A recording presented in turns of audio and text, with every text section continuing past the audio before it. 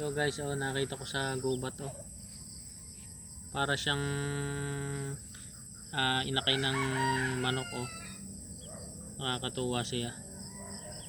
Siguro naiwanan siya ng kanyang inahin. Ito po ay tinatawag sa amin na tikling. Yan, oh, inakay niya. Aray, nangangagat. At akin siyang aalpasan na. Yan, naalpasan ko siya sa gubat.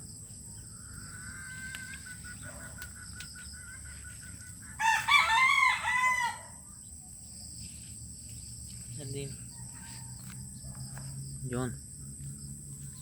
Itim na itim siya, oh. Yun, oh.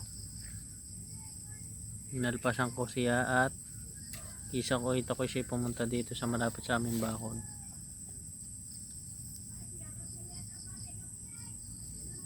Yun ay tikling. Inakay ng tikling. Nakita namin dito sa aming bakod. Yun, oh, yung isa. Doon na.